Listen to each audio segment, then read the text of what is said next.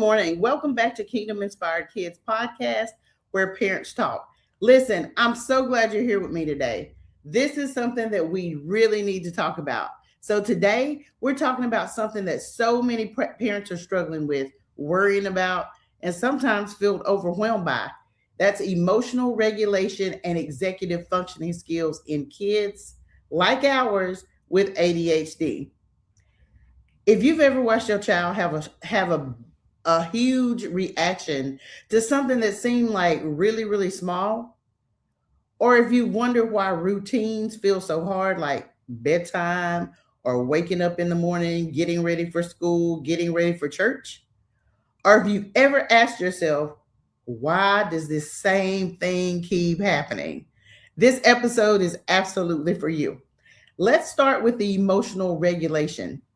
Emotional regulation is simply a child's ability to understand their own emotions, manage them, and respond appropriately, especially when those actions feel big.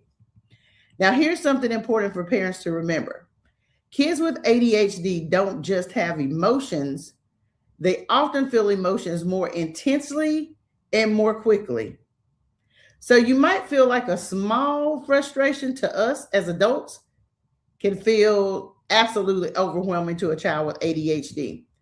Not that they're being dramatic, even though sometimes that happens.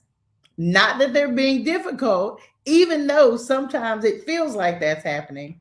It's just their brain that's literally processing that emotional experience, and it processes that emotional experience differently from the way we might process. Now, let's talk about executive functioning because this is a big one. Executive functioning skills are basically the brain's management system. So it's kind of like if you are the male of the house, you're the husband in the house, and you have a whole management system of how you run your house. Or it could be like a teacher in a classroom, the way that the teacher manages their class. So executive functioning skills are brain management. It's the brain management system or skills. These are the skills that help us remember what we're supposed to do, when we're supposed to do it, how to stay organized, how to control impulses, how to start tasks and end tasks, how to manage time, and how to switch between activities. In other words, executive functioning is what allows life to run smoothly, along with God. And when a child has ADHD, these skills don't always work automatically. So let's talk about how this shows up in real life. This is why everyday things can become daily battles. Getting ready for school, homework time, cleaning up, transitions, following step-by-step instructions. All of these things require executive functioning. And when you combine executive functioning challenges with emotional regulation struggles, which most kids with ADHD have, you get the frustration, the meltdowns, the shutdowns, the exhaustion for both the child and the parent. So a critical mindset shift for parents. Here's one of the most powerful mindset shifts any parent can make. ADHD is not about a child refusing to behave. It is about a child that is still developing their critical skills. Your child is not giving you a hard time, even though as parents we feel like it because I felt it. Heck, the reason they're acting like that is because they're having a hard time themselves. And that shift alone it changes how we respond. So what can we actually do to help? First, help your child name their emotions. Instead of saying, calm down, try saying, it looks like you're really frustrated. That made you feel angry, didn't it? That upset you, didn't it? When kids can label their emotions, they can begin to gain power over them. Second, validate their feelings or how they're feeling before you correct them. I understand that you're upset. I get why that feels hard. I do see what you mean. Validation is not an agreement that you're agreeing with them.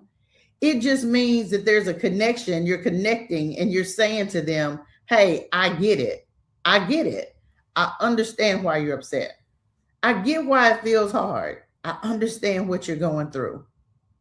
Third, create calming tools and routines. We've talked about this before. Breathing exercises. Sometimes I have to take a deep breath.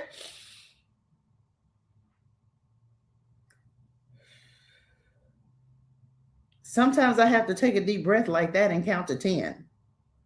Give them a quiet space, even if it's a closet that you cleaned out or time in their room.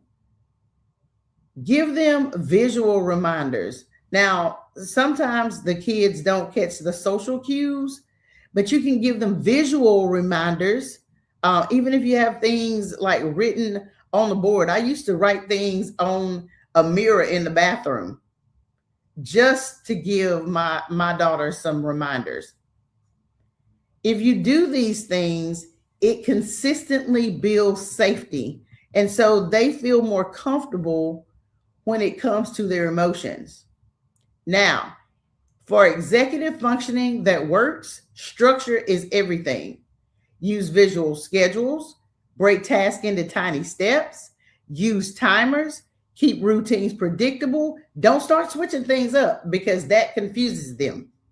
Instead of saying clean your room, try, hey, sweetie, or hey, son, I need you to go and pick up all your clothes. Now I need you to go and make up the bed. Next, I need you to make sure that you fold all your clothes. Now I need you to put those clothes that are folded in the in your dresser drawers. Small steps reduce it reduces the overwhelming, and it actually increases success. I know for me, I told my mom like years ago, it's easier when there's a list. So that's why sometimes I've written a list on a little board in the room or on a sheet of paper, one thing at a time, step by step, so that the kid doesn't become confused. Now, common mistakes that parents should avoid. Let's quickly talk about some traps parents fall into, because we all as parents do this. Expecting skills that haven't been taught yet. You cannot expect your child to know something that they have not been taught.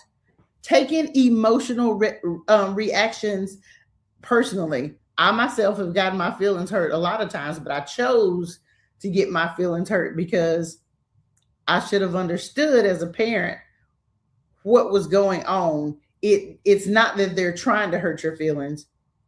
But sometimes it hurts when they say things and like we take it personally. We should never fall into the trap of using shame or criticism. That is not good. As adults, we don't like it, so we shouldn't do that to our children. Assuming that the child should know better. You should know better by now. It does not work. Remember, skills must be learned before they can be expected. It's the same thing with an adult. And if you do the same thing, you get the same result. So if you want to get a different result, you've got to do something different. Guys, okay? You got to do something different. If you want your kid to develop a habit, I believe it takes 21 days to develop a consistent habit or behavior. Start there. Have them do the same thing for 21 days and just build on that consistency. All right, let's talk about faith-centered encouragement. And as always, I want to ground this into something deeper. Our children are not defined by their struggles. They are not broken. They are not behind. They are uniquely designed. They are fearfully and wonderfully made the way God intended for them to be. Scripture reminds us of that. So when you start seeing things or experiencing things that you don't like, just remember, Scripture reminds us that we are fearfully and wonderfully made, and that includes our children exactly as they are, exactly as God designed them. Growth takes time. It takes time for all of us. Patience matters. Grace is powerful. And we have God's grace and mercy every day. So we should give grace to our children as well. We should extend that to them along with the love that God gives us. We should extend that love to our children. In closing, if today's episode resonated with you, I want you to know something very clearly. You are not alone, parents. You're not failing, and your child is capable of incredible growth. Thank you for spending this time with me today on Kingdom Inspired Kidz Podcast. If this episode encouraged you, please share it with another parent who may need this same message, a caregiver or guardian. And until next time, keep showing up, keep loving your kids, and keep extending grace to your family and your kids. I'll see you guys every Wednesday, 7 a.m. Central Time. Talk soon. Have an amazing day.